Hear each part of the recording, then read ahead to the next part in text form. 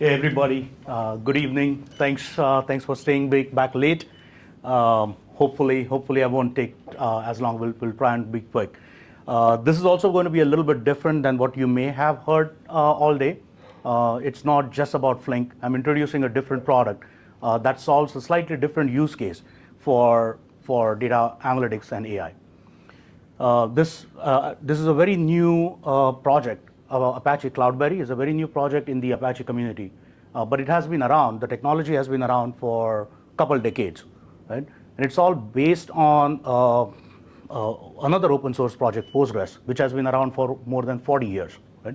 So it's a pretty mature software, and I will walk through some of the use cases, some of the people who use it. I will tell some stories, and if there are questions, I'll be hanging out later. We can take those questions. Somebody has a clicker? Oh, next slide, please. Thanks. Oh. One more, please. Thank you. So, as I said, we'll do in 3 sections, right? Well, first I will talk a little bit about Cloudberry, the project itself. Next, I will talk about Synx Data Labs, the company that I am a co-founder of. And then lastly, I will talk about how Cloudberry and Flink solve some of the interesting problems for customers globally. Next slide, please. All right, let's talk about Cloudberry quickly. So as I mentioned, right, we started about a couple decades ago in different companies, different products, different projects. And when we started this project, 2005, that's when I became part of this little startup called Greenplum. It was based on Postgres MPP engine. So basically, we took, instead of single Postgres, we took a bunch of different Postgres engines and made Postgres faster, right?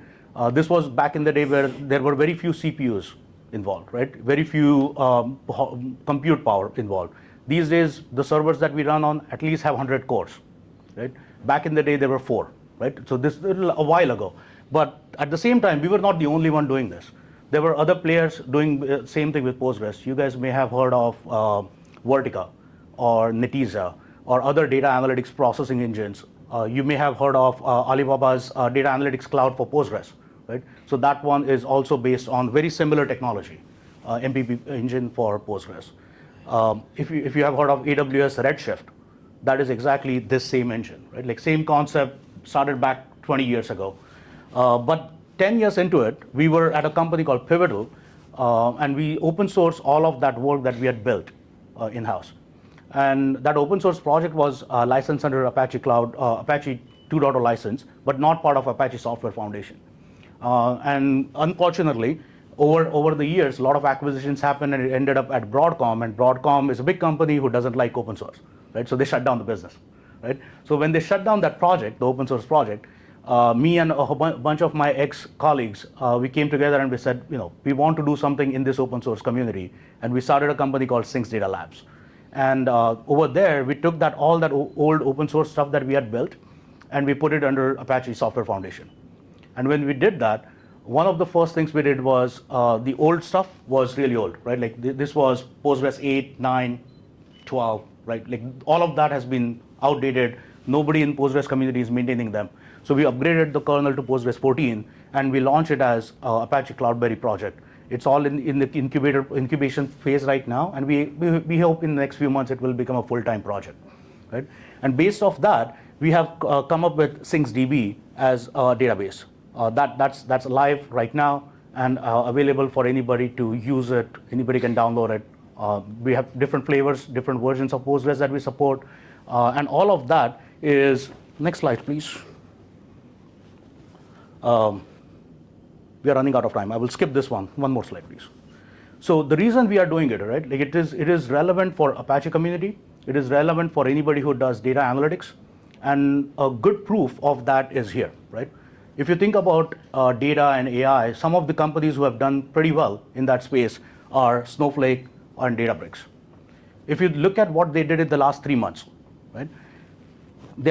Snowflake acquired a company called Crunchy Data for $250 million. Right? They spent $250 million on this company, and all they do is just singleton Postgres databases. So you can run Postgres, that's all they do. Snowflake acquired them. Neon is a serverless Postgres engine. Databricks acquired them for $1 billion. right? Very few customers, very few users. The reason they did it was all this data and AI and all this world is going in the right direction, but they don't have a stateful system that can maintain that history for which all enterprises need at some point. So yes, you can do something in real time, real quick, but if you don't maintain that history, you don't have a capability to do analysis over time, enterprises are not going to use it. And that's why without these things, nobody is actually building real systems. Real world AI systems don't exist yet, right? With these things changing, and I'm hoping Cloudberry will be one of those, we will be able to give enterprise world the engines to store data, compute data at scale. And when I say scale, right, just to give you an example of one of my customers, it's a digital advertising customer. They basically do advertisements when you watch YouTube or Netflix or Amazon Prime. When you're watching those videos, you see those ads. Those ads come from different companies, right? Somebody wants to sell you something, they're advertising you. They're targeting you properly. The way they target you is based on analysis that's done over many different people, many different users of that platform. All of those engines is a company behind them is Mountain, MNTN. They have been using Cloudberry for a while now. That's one of the examples. So if you look at their smallest cluster of data, they store about 2 petabytes data in the smallest one, right? 2 petabyte data. Real-time analytics run on Cloudberry for real-time streaming. So when you're streaming, videos show up, all that information is coming from Cloudberry, right? That's the smallest one. To achieve that kind of performance, we help them build a system that Cloudberry can deliver data at 2 terabytes a second. Right? Earlier in the day, if you were at the keynotes, you probably saw somebody had a post about 40 gigabytes a second was the performance they were talking about. I'm talking about 2 terabytes a second. Right? It's a different world, different use cases, but this is a 100% stateful database for analytics. Sorry, was there a question? Oh, okay. So that's why we are here. That's why I'm here to tell the story. Postgres and AI and analytics for stateful systems. That's what Cloudberry is all about. Next slide, please. So let's talk quickly about Synx Data. And so what is Synx Data Labs, right? So Synx Data Labs, so as you know, Flink is a project, Apache Flink is an Apache project, but the companies behind them are not Flink, right? Similarly, Apache Cloudberry is an Apache project. But because everything is donated to Apache, I cannot use Cloudberry as my name, so I have to pick a different name. So my name, the company behind it is Synx Data Labs, right? And our goal is to basically, and a whole bunch of big data guys are part of this company, right? The developers, the sales teams, the marketing teams, all of them are, and partners. We have some of the partners, like Singaporean partner RDS Tech is here. So we are building this ecosystem and community to support the customers using Synx Data as a brand name, and Synx Data Labs is a company behind it. Next slide, please. So this is another use case. I mentioned Mountain. This is another one. This one I cannot use the name because it's a global. It's one of the largest stock exchanges in the world, and I'm not allowed to use the name. But basically, I'm telling you the story about what they do. So they were on older data warehouse and older Hadoop-based system back in the day. We helped them migrate these workloads with Cloudberry. And sorry, this slide is not showing text properly. But again, petabyte scale data warehouses running in Cloudberry. You store data one time, and you can access it virtually with federated queries and virtual data warehouses on demand. So you don't have to copy data over back and forth. You're not duplicating data. You don't have to deal with the governance aspect. You do governance once, and anybody can access that from the same stored engine. I think I have one more slide which talks about. Can you go to the next slide, please? Yeah, this is a better view. So the quick architecture on how this whole thing works, right? So as I said, it comes from Postgres, right? So any query you send, it's a basic Postgres query. You don't have to learn a new SQL. You don't do anything. It's a standard SQL, Postgres SQL. You submit that query to the engine. When you do that, you first look up at these things we call coordinated nodes, right? So this is basically an engine you connect to find which tables you have access to and all that stuff. Then you decide what compute layer you want, right? You can say I want a 2-core system. I want a 200-core system. You can say I want 25,000 core system. You can pick and choose. Very similar to Snowflake architecture or Databricks architecture. You pick what size of compute grid you want, and then it goes to external storages. And the external storages could be any object store, like S3 on Amazon, or any object store, or it could be an old school HDFS file system. Anything that is like a separate shared storage that can scale out. Right? That's all we need. So as long as you have a CNCF certified Kubernetes, and as long as you have object store that complies with S3 APIs or HDFS APIs, we can run this engine and give you the SQL without, and the end user, all they need to know is Postgres, right? Like basic SQL. You don't need to learn a new thing. You don't have to learn a new SQL. You don't have to worry about joins. Like every single thing that runs in Postgres runs natively in Cloudberry. Next slide, please. Just showing a quick ecosystem. These are the products and other data analytics ecosystem products that run seamlessly out of the box. And the reason it works is, and we don't have to do a whole bunch of work, is because it's native Postgres. So from end user or the client perspective, anything that runs on Postgres runs just out of the box with this, right? So if you use Tableau for your dashboards, or if you use Informatica for ETL, or anything like that, you don't have to learn a new thing. You don't have to build a new data pipeline. You don't have to do any of that stuff. Stateful data analytics come out of the box with standard Postgres support, right? So that's the beauty of it. We added a whole bunch of things to it. So if you're running Kafka, if you have a bunch of streams on Kafka, for example, right? We have something called dynamic tables. So this is a database at the end of the day. So all things are described as a table, right? So you basically create a table, and you don't store rows and columns. You basically say, here are the Kafka streams that I want you to pay attention to, and you define which topics you want to go to which tables. That's it. And once you do that, it automatically does no ETL required. It automatically syncs the data to the right places it needs to put. It automatically starts indexing your data. All of that is like built in, and we call it dynamic tables, because you don't have to create a table. You don't have to do ETL. You define it, and it just happens in the background, right? So that's one example. Obviously, out of the box, you get support for graph analytics. You get support for vector DBs. You get support for geospatial time series analytics. You can do some preliminary non-SQL analytics, like we have like access to videos and video libraries and audio libraries, which some of our customers use. We have customers using geospatial to create flight paths, for example, to go from one place to the other. So those things are all done in some geospatial stuff. Yeah, so that's the other thing. This is not just SQL. If you look at it, you can do, because it's based on Postgres, you can do SQL, but you can also do C, C++, Java, Python, a few other, Ruby, all those things out of the box. So if you have any developers who like other languages, you can just run those languages under the same, on the same engine, right? This is all still, I'm talking about in database stuff. The next generation thing that we are building is, it goes beyond that. So we take RAG libraries, Ray platform right next to a SQL platform, and you can access the same data and process all the same stuff from a Ray cluster if you need to. Next time, hopefully I will be back here next time talking about that and some of those use cases. Let's go to the next slide, please.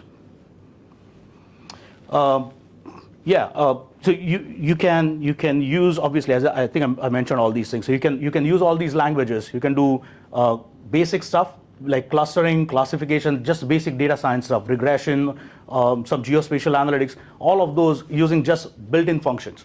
So if you're doing like SAS, or if you're doing R for your data analytics, you don't have to do a separate cluster. You don't have to sample data set somewhere else. You can run it on petabyte scale with the same engine that you already have running. And that's the beauty of this thing. And by the way, this is called MadLib. It's also an Apache project. It's part of Cloudberry now. MadLib has been around for over a decade in Apache world. Next slide, please. There are a lot more things there, but I do want to be cognizant of time. I know we are running late, right? And I will be around. So if you have questions, happy to take those questions after this. So why am I here, right? Like this is all Postgres. This is all like stateful analytics. Where is Flink in there, right? So we are here to talk about this to the Flink community, because a lot of the Flink users, right? You end up moving data around, and at some point you store it somewhere for future use, right? You can sync it in anything, BigQuery or Snowflake or any other platform like that. this is part of ASF project that you can use and run it on anywhere. You can run it on your iPhone or a Kubernetes cluster or a public public cloud anywhere there, right? Like GCP, Amazon, Azure, anything. It's really the blend of that real-time analytics meeting the petabyte scale, right? Because you don't end up doing petabyte scale analytics in real time stateful as easily without an engine like this. Next slide, please. So that's what we are talking about here, right? So if you think about what Apache Flink is, right? It's about one of the best real-time streaming analytics engine. And what I'm telling you is Cloudberry, which I'm assuming most of you have not heard of so far, is going to be the next best-in-class stateful data analytics engine. And where it blends really nicely together is that dynamic query, dynamic tables that I was talking about. So the way you can do it with Kafka today, we are working with the Flink community to build the same dynamic tables coming out of Flink, right? So any streaming engines that you are already using on Flink, you should be able to run PostgreSQL straight on it without having to worry about a new query engine or figuring out how to make joins work better or any of that stuff. It should all work seamlessly once dynamic table is built on Flink. A few things actually before I go to the next one. Flink is designed for like singleton systems, not distributed systems well enough. So when it comes to a distributed engine like this, it stores data in parallel in many different engines. So the architecture diagram, I missed the point there. The architecture diagram that you saw, when I say you can have 2,000 clusters or 20,000 cores running the engine, each core is running one single Postgres. So when Flink submits data, it was duplicating data. So we submitted a bunch of PRs back in the Apache Flink project to fix some of those things, because we don't need to operate like that when it comes to a large distributed system. So we are contributing back to the Flink community, and hopefully we'll get dynamic tables working smoothly with that in the near future. Next slide, please. So real-time feature engineering. So we are talking about AI and just building new models and building new features. So any data scientists who are building new things, all those real-time features that get generated, they can be deployed in a stream. But to build models, you still need to go to a stateful system to build that model, right? And that's where this blend makes most sense. So you're building real-time, you're scoring those in real time as a stream of data is coming through. But over time, you're taking that data and you're building a model. So this is where these two things fit very well. You store data and you build models on stateful information, and you augment that model over time as a stream keeps generating newer data set. And that's where this combination of Flink and Cloudberry is working really well, right? The stock exchange example that I was talking about, they are struggling with it right now, and that's one of the reasons we started looking at Flink, because they are using both Flink and Cloudberry to solve this real-time thing. If you think about stock exchange, all the stock trades that happen are in real time, but over time they have to predict what's going to happen in the market or the stocks and catch fraud. That all has to be done on a stateful system, because you're looking at billions of rows being joined with another billions of rows in different tables. That sort of thing is a very stateful thing. The other thing I mentioned was Ray. So Ray and Synx ML. Synx ML is in development right now based on Ray. We have several customers who use Flink on real-time, like streaming joins and things like that. But they also use a lot of Ray libraries to correlate what happened in their history. And right now, there is no good way to do that seamlessly. And we are working on building these Flink and Cloudberry features together to get that working well. Once that is done, all the ChatBI projects that you are working on, all those things will start working seamlessly. As long as you know basic SQL, and as long as you know Flink for your streaming engine, those things will work pretty smoothly. I think that's without doing any ETL work. As I said, the dynamic tables is a key thing there, because most people have to do some sort of ETL in their code. And I think there was a keynote, they were talking about how they had to solve for it, right? End users, like the BI users who are not hands-on developers, they can't do basic stuff out of a stream directly. We are trying to solve that with this dynamic table, which you define a table as if it's SQL, but it's actually coming off of a stream, right? Next one, please. The other important one here is Cloudberry and Flink both work natively in a cloud native environment, right? So you run it on Kubernetes, you can scale it thousands of nodes. So one of our nodes is about 25,000. It scales up when it's peak time. It scales down to nothing when there is no need for it, right? It gives you like decoupled storage and compute piece, which is a key thing for all of this to work seamlessly. And we are hoping this Kubernetes native architecture on both Flink and Cloudberry will make this work together very well. Let's go to the next one, please. Yeah, so here's a real quick snapshot, right? Both Flink and Cloudberry being ASF projects, we are hoping that helps. Apache Foundation has been super supportive of us coming here and sharing this with you guys, and I'm hoping that works very well going forward. Both running on Kubernetes native, like cloud native architectures. That's another reason why this database, which is a stateful, large-scale database and a streaming engine, should work smoothly.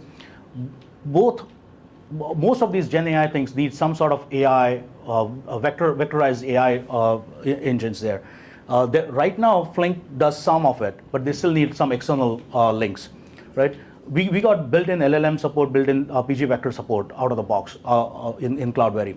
So we are hoping that will help many of our users solve some of their challenges which they are facing right now. Obviously, you can do some data transformation with CEP in Flink, right? Cloudberry being Postgres engine, basically, it has full-blown SQL, right? You can do whatever you want with that. Streaming engines, if you think about all the real-time stuff that you do, that's over here, but that data has to go somewhere and stay somewhere. It could be Iceberg, it could be Parquet, it could be whatever file formats you like. Cloudberry supports that natively out of the box, right? So if you have data stored on Iceberg, you can just start scanning that data without running any ETL or anything else, right? As long as you tell the catalog where the data is, it knows how to pick it up from any Iceberg type storage or Parquet or Avro or any other file format for that matter. So with all these things, I think we can do anything from a stream to a data warehouse, anything from a vectorized engine, anything from, infrastructure-wise, it's all very similar stuff that these two products work. They are very, very different use cases, right? One is stateful, one is real-time streams, but together they solve a lot of enterprise problems, which is hard to solve right now if you try to do it on your own. So with all the work that we are doing with the Flink community, hopefully it will keep getting better and better, especially this dynamic table feature that we are building. I think that should be it. Can we go to the next one, please? Yeah, that's about it. I will take a pause and see if there are questions, anything I can. I wanted to be respectful of everybody's time, so I'm hoping. I know I went through pretty quickly, and I'm happy to take questions, but I wanted to make sure you guys all get to go, on time home. So, any questions, please? Thank you, Tushar. Any questions? Yeah, thanks. Great presentation. My question is, you mentioned there's built-in inference in Cloudberry. Can you expand on what that is? Yeah. So you build so typical model generation, right? You build model somewhere and you do inferencing somewhere else. That's a very standard thing. But because the Cloudberry it runs native Postgres and has pgVector built in, you can do both in the same engine, the same place. The beauty of Cloudberry versus a standard Postgres is it scales out, right? So for scoring or inferencing, you could have a singleton inference engine next to your inference app, whatever app is looking for that inference. And it could be a single core system that is just serving that inference layer. To build a model, you run the same SQL engine on a larger data set, right? So you don't have to sample anything or anything. Like you build model on petabyte scale, and when you're inferencing against a model that's in a singleton Postgres. Data stores in the same shared storage engine, and then just the model just gets the inference part of it. So that's what I meant. Are you using Ray there? I mean, how are you managing the inference, right? I mean, because LLMs kind of require special kind of compute, right? Yeah. So yes. So right now, the way we are managing it is SQL only. And that's what I was talking about, the Synx ML piece. So right now, Cloudberry is all about Synx DB, which is a pure database. Yeah. Synx ML is where you get Ray features. So it's basically in the same Kubernetes layer. You will be running your SQL engine or your Ray engine in the same compute layer, accessing the same data, and going through the same catalog layer. And as long as you know how to connect to Postgres, everything else just works seamlessly. Great question, though. Thank you. Any more questions? Anybody else? Okay. All right. Thank you. Okay. Thank you.